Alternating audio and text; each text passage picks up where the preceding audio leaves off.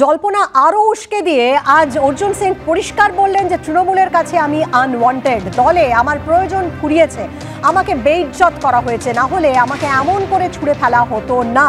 এবং একই সঙ্গে অর্জুন সিং এর অফিস থেকে মমতা বন্দ্যোপাধ্যায়, অভিষেক বন্দ্যোপাধ্যায়ের ছবি সরিয়ে দেওয়া হলো। 1.5 বছর আমার নষ্ট হয়ে গেল, আক্ষেপ করে বললেন অর্জুন সিং। কয়েকদিনের মধ্যেই জানতে পারবেন আমি তৃণমূলে আছি না নেই। তিনি কি বললেন শোনাবো আরেকবার। ভাবে সরিয়ে দিয়েছেন উনি নিজেই, আমি থোড়ে সরালাম। উনি তো আমার, আমি তো গেছিলাম এমন ভাবে, আমাকে কি বলা যায়, বেইজ্জত করা হলো। তো এটা আমি আশা করিনি কি আমাকে এইভাবে বেইজ্জত করা হবে। আমি কি করেছিলাম? আমি তো বলেছিলাম ব্যারাকপুরকে চুজ করেছিল। এখানকার মানুষ আমাকে ভোট দিয়ে জিতিয়েছিল, আমি ব্যারাকপুরই শুধু চেয়েছিলাম। কারণ ব্যারাকপুরের মানুষকে আমি চিনি, ব্যারাকপুরের মানুষ আমাকে চিনে।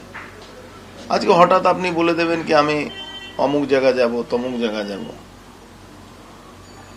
তারপরে এই সবটাই একটা মনে হলো কি একটা পুরোপুরি প্ল্যান ওয়েতে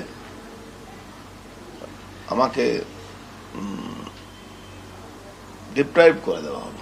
প্ল্যান ওয়েতে তাকে ডিপ্রাইভ করা হয়েছে। একদিকে তিনি যখন একথা বলছেন, অন্যদিকে ফিরহাদ হাকিম ফোন করে ললিপপ দেওয়ার চেষ্টা করেছিলেন, একথাও কিন্তু তিনি বললেন। এবং একই সঙ্গে অত্যন্ত গুরুত্বপূর্ণ তা হচ্ছে পার্থ ভৌমিকের বিরুদ্ধে লড়াইয়ের ইঙ্গিত দিলেন অর্জুন সিং।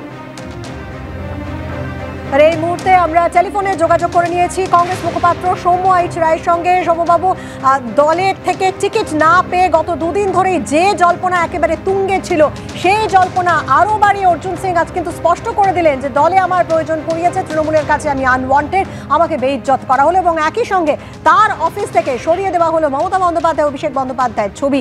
তিনি ইঙ্গিতও দিলেন পার্থ ভৌমিকের বিরুদ্ধে লড়াই করার। কি মনে হচ্ছে সময়ের অপেক্ষা বিজেপিতে ফিরে যাওয়ার? এটাকে বলা হয় পলিটিক্যাল অপরচুনিজম। যখন যেরকম তখন সেরকম। আসলে নাগপুর পরিচালিত দুটো দল, তৃণমূল আর বিজেপি, আসা যাওয়া খুব সোজা। এটাকে বলা হয় পলিটিক্যাল থ্রেট, রাজনৈতিক চৌর্যবৃত্তি উইথ পলিটিক্যাল অপরচুনিজম। যখন যেরকম তখন সেরকম। উনি বলছেন ওনাকে সম্মান দেয়নি। আরে ব্যারাকপুরের মানুষ তো আপনাকে সম্মান দিয়েছিল।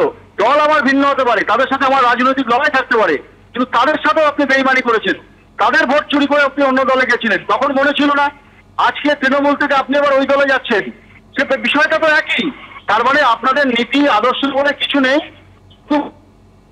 লড়ার জন্য, ভোটটা জেতার জন্য, তার জন্য মানুষকেও যদি ধোঁকা দিতে হয়, আপনারা মানুষকেও ধোঁকা দিতে রাজি আছেন। আপনাদের হচ্ছে এটাই স্বভাব। এইসব রাজনীতিকে বলা হয় পলিটিক্যাল অপরচুনিজম এবং রাজনৈতিক চৌর্যবৃত্তি। এরা পলিটিক্যালি চোর।